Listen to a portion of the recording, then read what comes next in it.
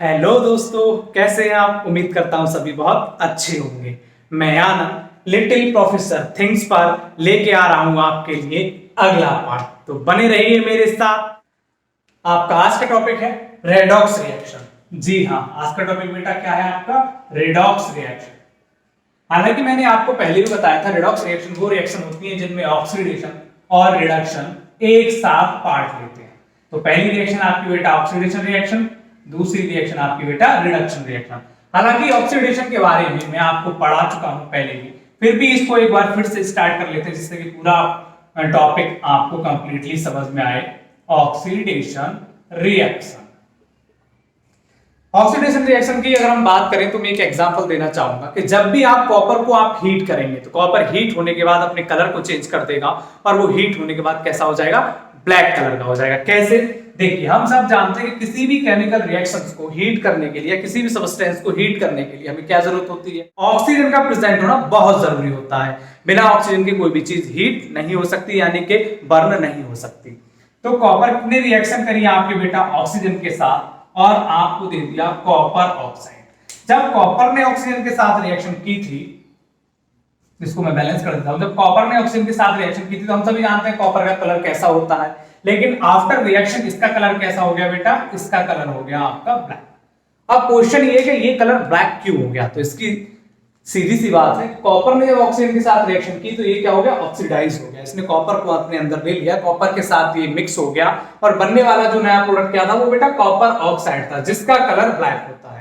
अगर हम अभी क्या करें, अभी अगर हम इस कॉपर ऑक्साइड की रिएक्शन आपकी किसके साथ करा दें? हाइड्रोजन के साथ करा दें। इसी कॉपर ऑक्साइड की रिएक्शन अगर आप हाइड्रोजन के साथ कराएंगे तो क्या बन जाएगा बेटा? तो आपका कॉपर बनेगा, कॉपर के साथ साथ वाटर मॉलिक्यूल बनेगा और इस कॉपर का कलर कैसा हो जाएगा बेटा? येलो हो जाएगा। क्यों? अब क्या हुआ? अब यहां से ऑक्सीजन डिटैच हो गया, ऑक्सीजन और हाइड्रोजन आपस में मिक्स होकर उन्होंने वाटर मॉलिक्यूल बना दिया और जैसे ये वाटर मॉलिक्यूल बना, कॉपर आपका अलग हो गया। अब इस कॉपर का कलर कैसा है? येलो है। यहाँ पे कॉपर का कलर कैसा था? ब्लैक था।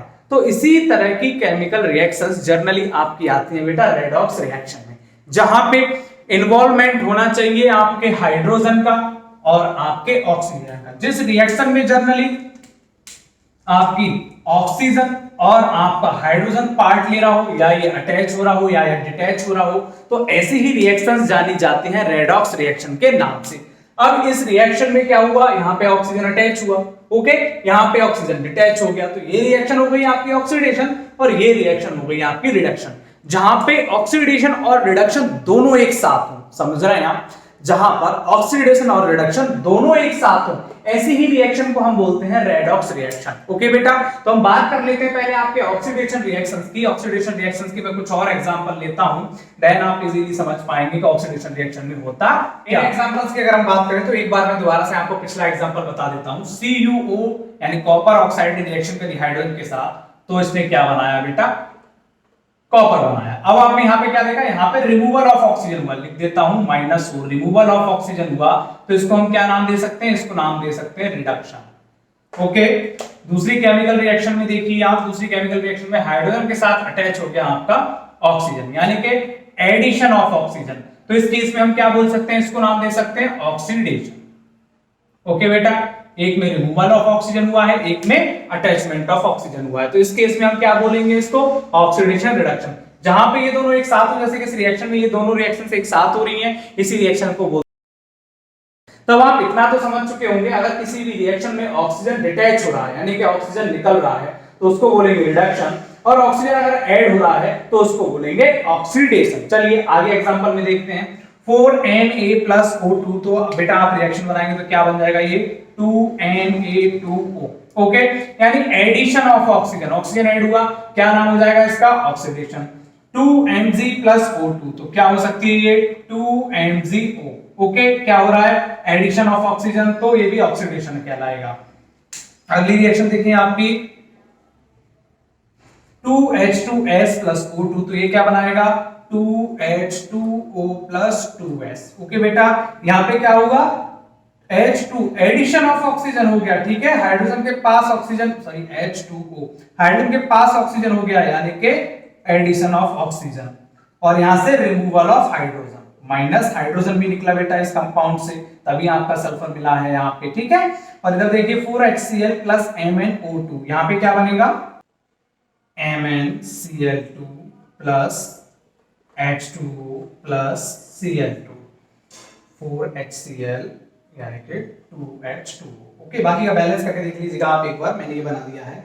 तो यहाँ पे भी देखिए क्या हो रहा है, यहाँ पे बेटा यहाँ से रिमूवल ऑफ ऑक्सीजन, ठीक है, यानी रिमूवल ऑफ ऑक्सीजन, और यहाँ पे क्या हो रहा है एडिशन ऑफ ऑक्सीजन, हाइड्रोजन के साथ एडिशन ऑफ ऑक्सीजन भी हो रहा है और यहाँ से रिमूवल ऑफ ऑक्सीजन भी हो रहा है, दोनों काम हो रहे हैं। तो ये रिएक्शन क्या कहलाएगी आपकी ऑक्सीडेशन रिएक्शन, ऑक्सीडेशन ऑक्सीडेशन। अब देखने वाली बात एक ये है बेटा, इस रिएक्शन में सिर्फ एडिशन ऑफ ऑक्सीजन हो रहा है, तो यानी जहां पे भी ऑक्सीजन ऐड हो रहा हो वो क्या कहलाएगी आपकी ऑक्सीडेशन रिएक्शन। दूसरी बात, इसमें ऑक्सीजन ऐड भी हो रहा है और हाइड्रोजन डिटैच भी हो रहा है, सेम इसमें ऑक्सीजन ऐड हो रहा है और हाइड्रोजन यहां से डिटैच भी हो रहा है, ठीक है, ये भी बोल सकते हैं। तो ये रिएक्शन आपकी क्या कहलाएगी, जहां पर हाइड्रोजन डिटैच हो और ऑक्सीजन अटैच हो, ऐसी रिएक्शंस भी जनरली किस रिएक्शंस के नाम से जानी जाएंगी, ऑक्सीडेशन रिएक्शन के नाम से जानी जाएंगी।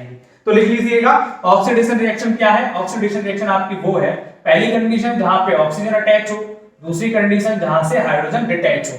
इस केस में जिस केमिकल रिएक्शंस में ऑक्सीजन अटैच हो रही होगी और हाइड्रोजन डिटैच हो रहा होगा, यानी ऑक्सीजन का गेन हो रहा होगा, हाइड्रोजन का लूज हो रहा होगा, तो ऐसी ही रिएक्शन आपकी क्या कहलाएगी बेटा, ऑक्सीडेशन रिएक्शंस के नाम से जानी जाएगी। एक बार आप इन एग्जांपल को दोबारा देख लीजिए, addition of oxygen, addition of oxygen, oxygen addition हो रहा है, रिमूवल ऑफ हाइड्रोजन हो रहा है, सेम यहाँ पे रिमूवल ऑफ हाइड्रोजन हो रहा है, तो इसी रिएक्शन को हम क्या बोलेंगे, ऑक्सीडेशन रिएक्शन। ये दोनों किसकी कंडीशन है आपकी, ऑक्सीडेशन रिएक्शंस की। ओके बेटा, जब भी किसी रिएक्शन में ऑक्सीजन ऐड हो हाइड्रोजन रिमूव हो, क्या कहलाएगी, ऑक्सीडेशन रिएक्शन कहलाएगी। चलिए तो कुछ और एग्जांपल ले या अगले टॉपिक पे बढ़े। ओके बेटा, तो अब लेते हैं हम अगला टॉपिक। अगला टॉपिक है आपका बेटा रिडक्शन। बात करें रिडक्शन की, तो जैसे कि ये अभी थी आपकी ऑक्सीडेशन रिएक्शन, तो ऑक्सीडेशन रिएक्शन में क्या हो रहा था आप सभी अच्छे से समझ चुके हैं। जब कभी भी ऑक्सीडेशन रिएक्शन का अपोजिट होने लगे, यानी ऑक्सीडेशन रिएक्शन का अपोजिट मतलब जैसे कि यहाँ पे ऑक्सीडेशन में क्या हो रहा है, addition of oxygen and removal of hydrogen, तो यहाँ क्या होने लग जाए, रिमूवल ऑफ ऑक्सीजन और दूसरी condition addition of hydrogen. In this case में ये क्या कहलाएगी आपकी रिडक्शन रिएक्शन। आप लोग ध्यान दीजिएगा, तो ये रिएक्शन क्या होगी बेटा आपकी रिडक्शन रिएक्शन। ये रिएक्शन क्या है आपकी ऑक्सीडेशन रिएक्शन, यानी removal of oxygen addition of hydrogen, क्या oxygen and addition of hydrogen क्या कहलाएगी बेटा आपकी रिडक्शन रिएक्शन कहलाएगी। चलिए इसके हम कुछ एग्जांपल्स देखते हैं जिससे आप और अच्छे से समझ पाएंगे। ऑक्सीडेशन रिएक्शन का जस्ट अपोजिट होता है बेटा रिडक्शन रिएक्शन, और जहां पे ऑक्सीडेशन और रिडक्शन दोनों एक साथ हो यही रिएक्शन कहलाती है रेडॉक्स रिएक्शन। ध्यान रखिएगा इस चीज को। चलिए मैं एग्जांपल लिखता हूं, तब तक एग्जांपल है, एग्जांपल को जरा देखिए आप। ये है बेटा H2S यानी कि H2S यानी एडिशन ऑफ हाइड्रोजन। आगे देखिए Cl2 प्लस H2S, तो ये क्या हो जाएगा बेटा HCl प्लस S। ओके, तो 2HCl यानी कि एडिशन ऑफ हाइड्रोजन, ठीक है। नीचे है ZNO plus C, ZNO plus C का मतलब है यानी कि removal of oxygen, Zn plus CO। आगे Cu प्लस H2O यानी कि removal of oxygen, CuO plus H2। तो यहां पे ध्यान दीजिएगा, इन दोनों रिएक्शन में बेटा क्या हुआ है, हाइड्रोजन ऐड हुआ है। ओके, इन दोनों रिएक्शन में बेटा क्या हुआ है, ऑक्सीजन रिमूव हुआ है। तो जहां पर ऑक्सीडेशन का रिमूवल यानी कि ऑक्सीडेशन का अपोजिट स्टेट हो, एडिशन ऑफ हाइड्रोजन हो, रिमूवल ऑफ ऑक्सीजन हो, ऐसी ही रिएक्शन बेटा आपकी क्या लाएगी, रिडक्शन रिएक्शन के नाम से जानी जाएगी। ओके, आप ऑक्सीडेशन और रिडक्शन को तो बहुत अच्छे से समझ चुके होंगे, आपने एग्जांपल भी देखे हैं, कुछ और प्रैक्टिस करिएगा। मैं रेगुलर आपकी प्रैक्टिस के लिए अपने नीचे दिए गए डिस्क्रिप्शन बॉक्स में जो चैनल है मेरे, जैसे कि फेसबुक पोस्ट, डिस्कॉर्ड और टेलीग्राम, इन सब के मैंने नीचे लिंक दे रखे हैं, आप जाके उनसे मुझसे डायरेक्ट कनेक्ट हो सकते हैं और कोई भी आपकी परेशानी हो मुझसे पूछ सकते हैं। कोई भी टॉपिक अगर आपको समझ में ना आया हो, अगर आपको और एक्सरसाइज करनी है और प्रैक्टिस करनी है, तो नीचे लिंक्स के थ्रू मुझसे कनेक्ट होके आप मेरे तक अपना मैसेज पहुंचाइए, मैं आपके लिए हर पल तैयार हूं। तो बने रहिए आनंद राज के साथ, लिटिल प्रोफेसर थिंग्स पर। चलिए बढ़ते हैं आपके अगले टॉपिक पर। ऑक्सीडेशन रिडक्शन पढ़ने के बाद मैं आपको बताना चाहूंगा आपका अगला टॉपिक, यानी कि इन रिएक्शंस को कराने में काम आने वाले एलिमेंट्स, जिनको हम ऑक्सीडाइजिंग एजेंट या रिड्यूसिंग एजेंट के नाम से भी जानते हैं। Number 1 oxidising agent, number 2 reducing agent. जैसे कि हम लोग जानते हैं LIC वगैरह का आपने बहुत नाम सुना होगा, या कई सारी कंपनियों के आपने नाम सुने होंगे, या आपके घर पे कई सारी कंपनियों के रिप्रेजेंटेटिव आते होंगे जो आपको बताते होंगे कि ये प्रोडक्ट लीजिए, आपका ये फायदा होगा। सेम केमिकल रिएक्शंस में भी कुछ ऐसे ही लोग होते हैं या कुछ ऐसे ही एजेंट होते हैं जो केमिकल रिएक्शंस को कराने में हेल्प करते हैं। जैसे ऑक्सीडेशन और रिडक्शन को कराने के लिए जो मेन 2 एजेंट होते हैं या जो 2 पर्सन होते हैं, जो कंपनी के 2 बंदे होते हैं, वो क्या किस नाम से जाने जाते हैं? ऑक्सीडाइजिंग एजेंट या रिड्यूसिंग एजेंट के नाम से जाने जाते हैं। यानी वो सब्सटेंस जो ऑक्सीडेशन या रिडक्शन में हेल्प करे उनको जनरली हम एजेंट बोलते हैं। रेस्पेक्टिवली या अकॉर्डिंगली ऑक्सीडेशन रिएक्शन और रिडक्शन रिएक्शन, इनको हम क्या नाम देंगे? ऑक्सीडाइजिंग एजेंट और रिड्यूसिंग एजेंट के नाम से इनको बुलाएंगे। इसके मैं एग्जांपल देता हूं आपके लिए, तब आप अच्छे से समझ पाएंगे। इस एग्जांपल में जनरली आप देखिए, ध्यान देने वाली बात यह है कि आप ऑक्सीडेशन रिडक्शन आप दोनों रिएक्शन पढ़ चुके हैं। तो ये देखिए कि CuO ने क्या किया है? आपका Cu बना है। तो यहां से क्या हुआ है? Removal of oxygen. ओके बेटा, यहां से क्या हुआ है? आपका रिमूवल ऑफ ऑक्सीजन। जब रिमूवल ऑफ ऑक्सीजन किसी चीज में से होता है तो वहां क्या होता है? वहां होता है बेटा रिडक्शन। ठीक है, दूसरी रिएक्शन देखिए आप, H2 के पास आके ऐड हो गया है आपका O, तो इसको क्या बोलेंगे? Addition of oxygen. एडिशन और ऑक्सीजन जब होता है तो वो क्या कहलाता है बेटा? आपका ऑक्सीडेशन कहलाता है। तो ये दोनों रिएक्शन इस रिएक्शन में कंपाइल हो रही हैं, और जहां पे ये दोनों रिएक्शन एक साथ होती हैं, इस कंडीशन को हम क्या बोलते हैं? रिडॉक्स रिएक्शन के नाम से जानते हैं। चलिए अब देखिए, ऑक्सीजन CuO में से ऑक्सीजन निकला तो ये रिड्यूसिंग हो गया, यानी कि रिडक्शन हो गया, और H2 में से H2 पे O आके अटैच हुआ तो ये ऑक्सीडाइज हो गया, यानी कि ऑक्सीडेशन हो गया।